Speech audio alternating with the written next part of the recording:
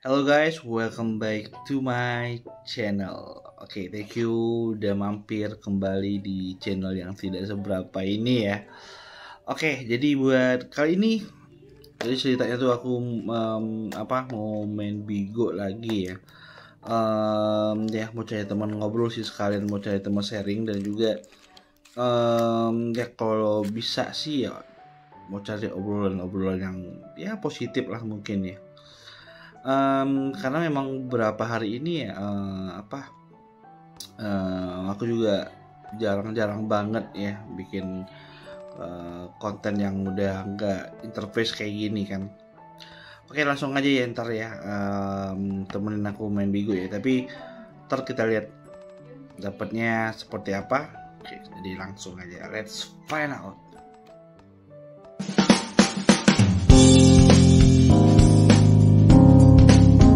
Anak kecil langsung dia tuh off kan. Iya. Halo Oscar. Halo, Baba. iya. How are you? Iya, aku nggak off cam kan, on cam kan? Enggak. Enggak. Kenapa emang?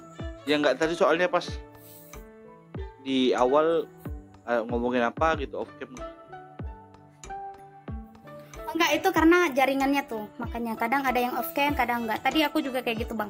Oke. Enggak off cam. Iya. Ya ngomong-ngomong. Tinggal di mana, Bang? Kenapa? Aku tinggal di Kalimantan Barat. Kamu tinggal di mana? Oh, Kalimantan Barat. Salam kenal, salam santun dari Aceh ya, Bang ya. Dari Aceh. Aceh. Acehnya di mana? Jangan bilang di Lok Sumawe ya. Dekat. Dekat. Oke, dekat Lok Sumawe. Apa itu? Daerah apa itu? Apa? Di mana? Di Losmawe itu Pusong baru. Pusong baru. Baru dengar. Udah lama nggak Bigo ya? Situ? Enggak, baru 2 minggu, Bang. Serius, baru 2 minggu? Baru 2 minggu kok kayaknya udah biasa gitu dengan kayak gini. Enggak 2 minggu, Bang. Bener. Baru 2 minggu. Beneran 2 minggu. Abang? Bener. Aku 2 bulan. Oh. Beda. Semangat Bang, ofisi ya? Enggak, bukan ofisi. Terus? Ya enggak, gini aja udah. Apa jadi ofisi? Oh, kirain ofisi gitu. Ofisi itu yang official house itu kan? Enggak lah, bukan. Gini aja. Ini posisi kamu di mana? Sebentar. Kita belum kenalan. Namanya siapa? Namanya Wahyuni. Wahyuni. Nama abang? Oscar. Itu ada. Enggak, barangkali itu bukan nama asli gitu. Ya emang benar sih bukan nama asli, itu nama channel.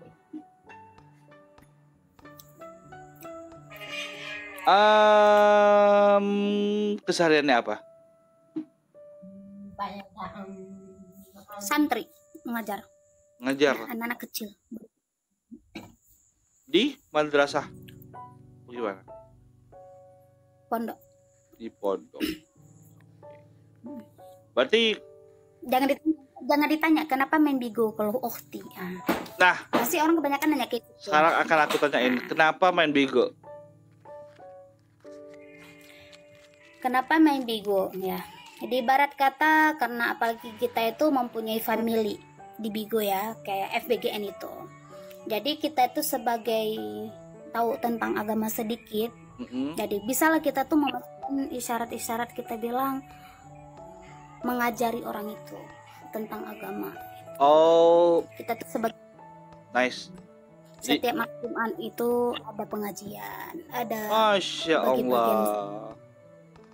Ya inilah ya, artinya ada pasti nilai positifnya di Bigo tuh kan, nggak kayak obrolan orang yang kadang, oh lu ngapain sih ngebigo gini bau negatif gitu, padahal enggak ya kan? Enggak. Kalau di ibarat kata banyak orang tanya kenapa main Bigo. Bener, aku juga biasa ditanya. Aku kalau Yuni bilangnya kayak gini terus terang. Aku bukan so alim, aku bukan sok suci. Di barat kata, insya Allah bisa membantu orang di Bigo, bisa membantu orang gimana cara taunya tentang agama. Begitu saja. Gak banyak, gak lebih. Jadi salah satu metodenya gini ya, kamu nge-matching orang gitu ketemu. Oke, coba kita contohin. Misalnya nih, anggap aku panggilnya apa nih? Yuni aja. Yuni. Oke. Misalnya Yuni nih ngasih aku edukasi tentang agama, bisa gimana? Ayo coba. Misalkan kasih agama, misalkan dia tuh tidak tahu gimana caranya takzim akan sholat begitu. Oke, misalnya aku. Misalkan dia tuh okay. serius, dan caranya dulu dari hatinya gitu. Apakah dia ikhlas untuk mengambil sholatnya? Walaupun Yuni kadang-kadang ada juga ya yang bolong, jangan salah. Ada juga yang bolong loh. Okay. Karena setan tuh bisa menggoda kita. Okay. Jangan berpikir biasanya anak santri sholatnya nggak ketinggalan gitu, nggak bolong gitu. Ini maaf cakap ya, kita bilang kita ini dari Yuni sendiri ya, ada juga bolong, kadang-kadang subuh nggak ada, kadang-kadang ada subuh kagak ada, sore gitu. Jadi nanti ke depannya kita mengasihkan orang itu ke depannya lebih baik lagi. Masya Allah. Kalau kita bilang Yuni mah nggak sesuci orang lain di luar sana, sholatnya 5 waktu gitu. Nggak semuanya. Setan tuh pasti bisa, sepintar-pintarnya manusia, setan pasti bisa menggodanya. Pasti ada celah buat menggoda manusia gitu ya. Iya. Kadang padahal udah banget. Oh iya. Tidur lagi gitu. Oke, jadi santriwati di sana udah berapa lama? Dari tahun 2017. Mana ada? Dari 2014. 14 kan tamatan SMP ya. Oke. Langsung. Oke, sebentar, tamat SMP-nya 2014 gitu. Terus setelah itu pondok. Oke, mondok, ya kan? Nah, sampai sekarang ini kan statusnya kamu apa nih? Ngajar gitu kan? Enggak, kalau kita bilang ngajar enggak juga sih. Oke, sekali gitu. Sekali kalau ada pengantian dia panggil Yuni gitu. Kalau enggak berarti enggak. Nah, gini. Jadi aku potong. Ini maksudnya yang ngajar ini gimana? Aku soalnya masih bingung. Apakah kita ngajar selayaknya kita guru apa gimana? Bukan. Oke. Selayaknya. Gimana? Jadi di atas Yuni ada guru lagi. Di atas Yuni ada guru lagi. Oke. Guru yang paling besar. Jadi cadangannya apabila dia tidak bisa menghadirkan, jadi dia tuh mewakil ke Yuni. Karena Yuni ada kelas kecil. Iya. Kayak istilahnya kalau di dunia perkuliahan tuh asisten dosen gitu ya. Jadi pas misalnya gitu, dosennya lagi nggak bisa ngajar, jadi digantiin asistennya buat ngasih materi-materi gitu. Yuni juga sama kayak gitu. Itu ngajarnya itu anak usia berapa biasanya? Ada anak 5 tahun. Itu anak kecil, bukan anak dewasa. Kalau anak dewasa mah maaf banget nggak bisa. Karena kenapa? Sebandel-bandelnya anak kecil masih bisa kita atasi. Sebandel-bandelnya anak dewasa kita sendiri yang bisa jadi bahan bully gitu. Enggak, tapi yang aku bingungnya ada anak kecil, ada anak dewasa. Oke. Anak kecil it's okay lah, biasa, familiar. Anak dewasa tuh kayak gimana? Kok udah anak dewasa lagi? Bukan, maksudnya ada anak-anak santri misalkan nih, kalau di tempat kami kan anak-anak santri juga dipanggil ya. Dia tuh misalkan kayak umur Yuni tuh udah baca kitab, orang tuh udah baca kitab gitu lah. Kalau Yuni kan baca kitab juga ya. Ini masih derajat lah sama anak-anak besar itu gitu. Utube. Pas kami. Iya. Jadi gitu. Tapi oke. Nah, ini yang aku pengen tanyain. Dapat apa namanya, kayak apa? Duit.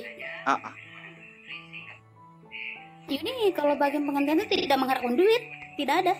Ibaratnya ini bukan. Itu semampu. Enggak, maksudnya gini, ini bukan dalam programnya gitu, tapi emang karena keikhlasan kita aja gitu kan. Enggak, iya. Karena kita tuh karena di atas Yuni itu kan, Yuni kan bawahan guru itu. Nah, guru itu kan gurunya Yuni juga. Oh. Jadi anak-anak dia tuh bisa mewakili. Enggak, soalnya apa namanya, aku kirain tuh di awal-awal tuh ini bakal jadi program dari tempat Yuni sendiri. Jadi ya kayak apa, kayak yang tadi aku bilang, kalau di perkuliahan itu ada dosen, ada asisten dosennya, itu kan termasuk programnya. Iya, tapi kalau itu dibayar ya. Iya, biasanya Kalau itu kan dibayar. biasanya lebih, Kalau ini tidak, karena sebenarnya bukan dibayar sih Yun, sebenarnya bukan dibayar. Setahu aku ya, setahu aku tuh biasanya asisten dosen itu setidaknya ngasih apa gitu ke si asistennya gitu. Maksudnya si dosennya biasa ngasih apa gitu ke asistennya gitu. Nggak tahu duit, nggak tahu materi berupa apa gitu, yang jelas ada feedbacknya gitu. Tapi ya ini aku baru tahu. ada sih dikasih ya, tapi unit tidak menerima karena unit ikhlas. Alhamdulillah, masya Allah. Tidak apa, karena ilmu itu kita, karena gara-gara ilmu kita tuh bisa menghasilkan, ada bukan tidak ada, tapi Yuni tuh belum sesempurna orang itu. Yuni cuma sebisanya membantunya, Iya. tidak mengharapkan dari Bener. By the way, umur Yuni berapa sekarang? 22 tahun. Masya Allah, 22 tahun udah jadi asisten pengajar di pesantren gitu ya. Masih bocil kan, tapi nampak wajahnya tuh kayak bukan bocil, kayak mama gitu kan. Enggak. Istilah bocil itu ya istilah apa sih, kayak ya apa ya, kalau bocil tuh, kalau ini pribadi aku ya, kalau dengar bocil itu kayak orang yang bukan orang sih, kayak bocah, tapi ya apa sih ya, aku bisa bilang ya bocah ke bocah-bocahan gitu kali ya. Kalau enggak lah, kalau bocil sih bukan sebutannya. Ini bisa dibilang sebagai suatu panutan juga buat teman-teman di sana gitu kan. Jadi apalagi yang sebagai santriwati gitu ya. Ya sistemnya juga sama kayak sekolah-sekolah pada umumnya kan. Di situ tidak ada sekolah sih. Oh gitu. Dia itu apa ya? Enggak. Santri tapi nggak ada sekolah. Enggak, gini. Maksudnya sistemnya kan biasa ada jam mengajar buat apa? Misalnya mata pelajaran apa gitu, nggak ada gitu, apa gimana? Nggak ada. Sumpah aku tuh apa ya? Kalau pesantren itu aku masih belum dapat nih. Soalnya aku kan tinggal di kampung kan ya. Nah, kalau aku tuh dulu tuh kalau aku dulu tuh ya, karena pesantren aku di kampung itu, ini di kampung aku loh, sekali lagi aku tegesin, di kampung aku loh. Aku nggak tahu sistem pesantren di luar. Di kampung aku tuh mah kalau zaman dulu itu ya, kalau aku masuk pesantren ya taunya ngaji doang gitu. Iya, ngaji doang. Iya. Ada misalkan kitab tuh ada bermacam kitab, kayak bajuri, kayak tauhid. Iya bener. Apalagi Kitab. itu dibarakan itu disebut pesantren. Ada juga pesantren tuh yang ada sekolahnya. Bener. Ada kuliahnya juga. Nah gitu. itu dia, kalau itu ya aku kurang tahu sih, tapi pernah dengar, bukan yang nggak tahu sama sekali, pernah dengar. Cuman kalau yang dari aku tuh pesantrennya gitu Yun, apa namanya ya, taunya ngaji doang, paling ngebahas paling ngebahas fikih, tauhid, tentang agama. Iya, pokoknya tentang keagamaan doang. Basic lah gitu. Apalagi aku dulu tuh masuknya pesantren itu kalau nggak salah tuh, pokoknya aku SD. Dari SD kelas 1 sampai kelas 6 itu aku ikut pesantren. Pernah masuk pesantren juga ya? Iya, dari kelas 1 sampai kelas 6 SD itu aku pesantren di kampung aku gitu. Dan apa namanya yang diterapin sama pesantren aku itu ya itu tadi, bukan kayak sistem sekolah gitu, enggak. Kita coba gimana sih cara mengaji yang baik dan benar, ibaratnya kita apa namanya, apa sih bahasanya tuh, aduh malu gue, udah lama tapi lupa namanya. Kita belajar tajwid, terus kita belajar kita belajar ya itu tadi kita bakal dikasih siraman Yang pandai taju itu adik aku. Mm-mm. Kalau si adik aku itu dia tuh bagian toh itu tahu dia gimana panjangnya. Kalau kita mau baca, kalau Yuni ya, nih Yuni sendiri kalah lu sama adik Yuni sendiri. Lebih gitu? pandai adik daripada Yuni sendiri. Iya jujur, di saat dia nyanyi suara dia tahu di mana panjangnya, di mana pendeknya, di mana dengungnya, dia tahu semua gitu. Kalau Yuni dengung sama pendek nggak tahu arahnya gitu. Nah kalau setiap malam Jumat adik yang baca yasinan itu kami adik aku sama doanya, dia membimbingkan doa sama gitu? yasinan sama tak di family. Masya Allah. Gitu. Jadi kan anak cowok kan nggak ada yang bisa. Ya udah, aku bilang ya udah kalau nggak ada yang baca gimana, anak cewek aja. Terus anak cowok pada bilang mendingan nggak usah. Dibilang malu lah kata anak-anak cowok family kan. Aku bilang lebih malu mana? Kita tidak mendengar sama kita mendengar deh. Yuni bilang gitu. Kalau kita mendengar, jadi kita bisa panukan, bisa kita pikirkan pakai otak. Yuni bilang gitu. Kita bisa mendengarnya, di mana salahnya, di mana betulnya. Nah, jadi nanti kita bisa ingat gitu. Oh gini gitu. Nah, jadi orang tuh, oh ya juga ya, ya udah orang tuh ikutin semua arahan Yuni bilang gitu. Tiap malam Jumat. Jadi dia. Yuni.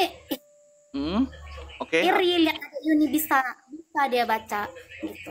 Jadi kalau yang mimpin itu adiknya Yuni itu. Cowok apa cewek? Cewek. Padahal di situ juga banyak cowok ya. Kenapa bukan cowok yang mimpin ya? Iya, karena kebanyakan yang nggak bisa, bukan nggak bisa ya. Dia nggak tahu, nanti takut salah atau gimana. Iya ya sih, Yuni nggak tahu benar. juga sih ya. Kita salah entah apa. Nah, nanti kadang kita misalkan Yuni tahu di mana salah di mana enggak, dia tuh malu. Oh nanti aku salah, nanti si Yuni kan tahu tentang agama, malu aku. Mendingan aku pura-pura nggak bisa.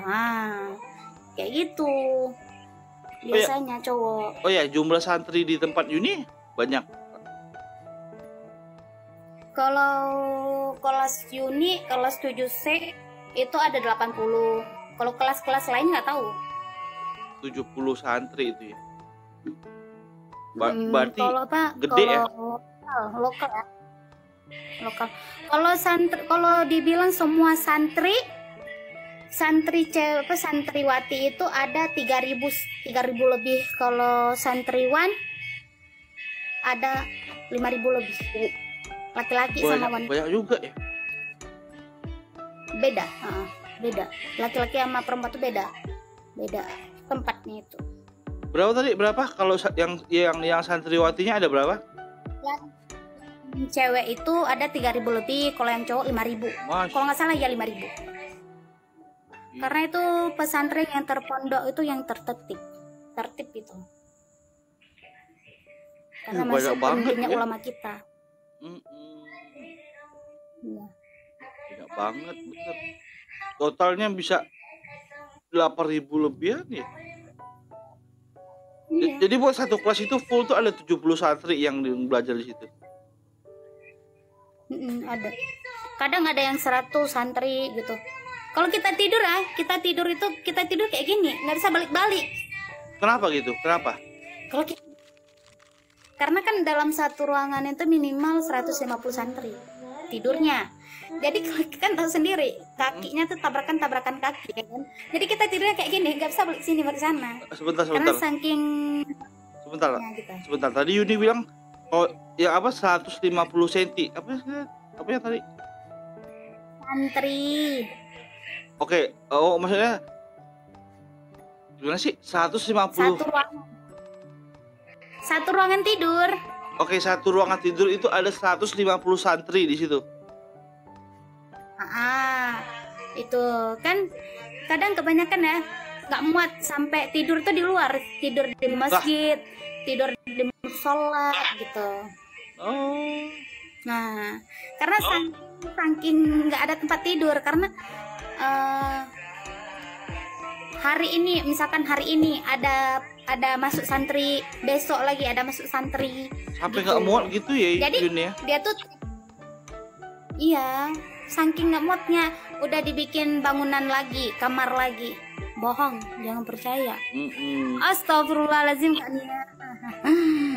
Kania serius, Kania nih, jangan bercanda Orang desa. Enggak, itu Kania tuh iya, anak. tahu juga tuh Kania. Oh jadi gitu ya. Bener ya. Ya jadi Ya ya begitu apa kurang lebihnya kayak gitu ya kehidupan di sana ya di ya. pesantren Karena Yuni. kalau di pesantren, kalau pesantren tuh ya, itu bagi diri kita tuh mencari apa ya? Gimana caranya tuh mandiri. Kalau bagi Yuni ya, gimana jadi wanita mandiri tanpa orang tua, tanpa dimasakin sama orang tua. Begitu. Mm-mm. Buat apa namanya tempat tinggal Yuni sendiri dengan pesantren tuh jauh? Apa? Buat tempat tinggal Yuni sendiri sama pesantren jaraknya jauh apa gimana? Aslinya mana? Jauh. Yuni asli Aceh. Jauh, enggak jauh banget itu dengan jarak rumah. Sekitar 2 jam. Oh deket 2 jam mah. Enggak aku kira itu bener-bener misalnya pesantrennya di Loksmawe tapi dari sini ke tempat itu 2 jam. Terus 1 jamnya masuk ke dalam. Gitu. Jadi minimal 3 jam. Yuni berapa bersaudara? Nah, 2. Oh berarti Yuni sama adik itu apa namanya ya apa nyantri di tempat yang sama tuh ya. Masya Allah.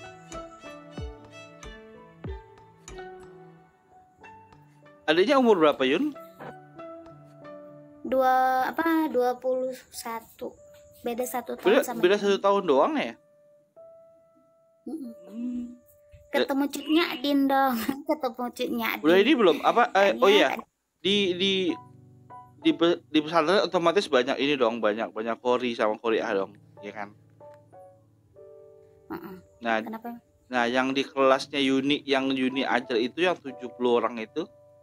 Nah, ada berapa kori sama koriah? Kalau kita bilang sih nggak tentu. Nggak tahu Yuni mau bilang gimana itu. Oh, masih nggak tahu ya. Tapi buat biasanya kan biasa tuh kan di pesantren tuh pasti ada hafiz. Ada hafiz. Tapi kalau anak cewek Yuni nggak tahu ya hafiznya seberapa. Tapi kalau anak laki banyak yang hafiz. Yang satunya tuh nama dia tuh apa sih? Helmi nama. Dia tuh bocah 12 tahun apa 13 tahun ya. Dia sekarang udah dibawa ke Turki. Masya Allah, 12 tahun tuh. Penghafalan hafiz di Turki dia. Itu masuknya ke beasiswa dari pesantren itu sendiri. Beasiswa dari bawa ke Turki. Di kelas penghafalan hafiz. Di kelas Yudi nggak ada? Kelas Yuni ada 1 cewek. Tapi dia entah nggak tahu sih dia tuh dibawa kemana pokoknya. Ada satu doang. Oh dari 7 dari 1 doang yang bisa. Oh gini karena nggak Oke terus. Nggak pakai hijab tau. Nggak, jadi apa namanya kalau memang ada hafiz di situ dari apa misalnya di pesantren itu emang ada hafiz, mereka langsung dibeasiswain ke luar negeri gitu buat pembelajaran lebih lanjut gitu ya. Wih. Tapi kalau Yuni boro-boro jadi penghafiz. Iya kan kita nggak tahu, kan bisa aja. Biasanya itu kan nafasnya sakit. Yuni tarik nafas aja serak. Iya juga sih, nggak enak. Tapi ya juga. Kadang itu memang mereka itu memang spesial sih para hafiz itu. Makanya aku speechless kalau ketemu hafiz ya. Meskipun itu tadi aku dengan usia 12 tahun udah jadi hafiz, Masya Allah, itu wow banget. Karena ada sih beberapa tapi kurang tahu juga sih ya. Ada pokoknya yang lagi ada yang 15 tahun, ada yang 20 tahun gitu. Cuma yang paling kecil itu yang umur 12 tahun itu yang dikagumin di pesantren itu. Saudaranya temen Yuni yang di Pasirawa, yang di Aceh juga. Pasirawa. Nah kan ya keponakannya temen Yuni gitu. Dia sekarang udah dibawa ke Turki dah si Helmi itu. Anak kecil, masih kecil. Cara dia tuh membaca kariknya itu merinding semua orang. Sampai kita nangis melihat dia tuh saat dia tuh ceramah apa segala macam. Oh juga Orang bisa yang ini juga ya, bisa bisa apa ngebawain materi dakwah juga ya. Mm-mm. Masya Dia Allah. bisa membawa itu dengan bahasa Inggris juga loh.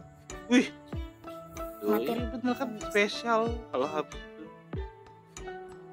Itulah. Kalau apalagi ya, kalau dia tuh bisa membawa dengan bahasa Inggris kan lebih itu ya dikagumi ya kan sama banyak orang gitu. Iya.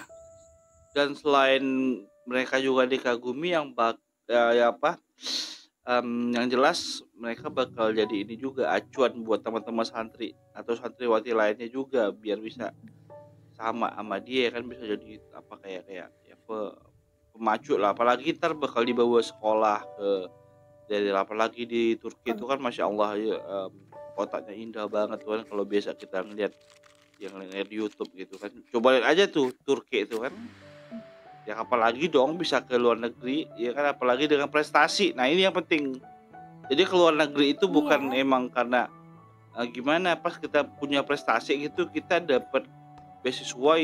Kalau aku pribadi misalnya ya aku dapat beasiswa ke luar negeri jalurnya prestasi, itu aku bangga banget itu, meskipun aku nggak pernah itu.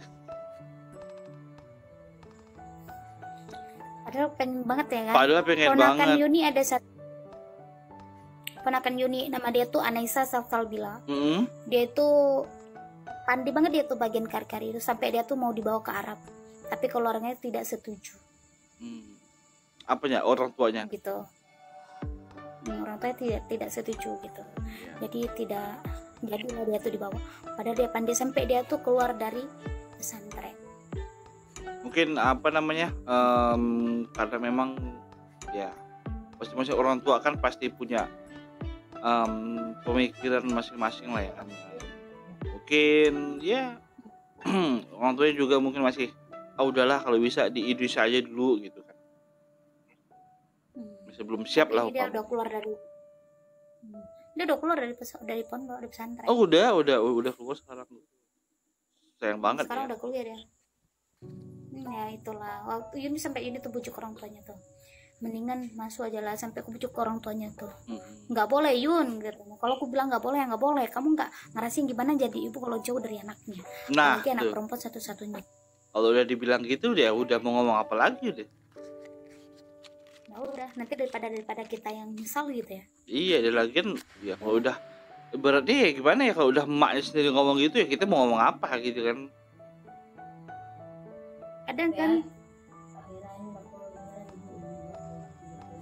Ada kan kemarin tuh yang anak Al-Hafiz, anak kecil juga tuh yang meninggal itu. Itu kenapa itu? Nggak tahu sih kenapa, entah di santen mana dia ya. Dia kan meninggal juga ya, penghafalan Hafiz itu. Dia udah meninggal, bocil juga dia. Nggak tahu, entar 15 tahun tuh anak meninggal juga. Oh enggak, maksudnya santri di situ meninggalnya. Bukan santri di sini sih, tapi santri Aceh juga. Tapi nggak tahu entah di tempat Yuni, entah di tempat lain gitu. Oh gitu. Pokoknya anak Aceh. Oke, kalau gitu itulah yang kita thank you deh Yuni ya, kita udah ngobrol-ngobrol ya. Thank you banget. Oke bang. Ya sharing info-infonya. Aku juga jadi apa namanya kayak dapat pencerahan gitu kan, dan dapat wawasan lah pastinya ya. Karena ya mengingatkan juga kalau aku sebelumnya juga pernah ikut pesantren gitu ya, meskipun sistemnya itu tadi bukan sistem kayak sekolah gitu, cuman kita pengajian doang, kita cuman belajar tajwid yang baik dan benar, terus kita coba mempelajari ilmu fikih yang sedikit-sedikit gitu kan, tauhidan segala macam. Oke ini aku udah follow ya, ntar di follow back aja. Sekali lagi thank you ya Yuni ya. Oke Bang Oscar. Oke, ntar kita ketemu lagi ya. Oke. Assalamualaikum. Waalaikumsalam.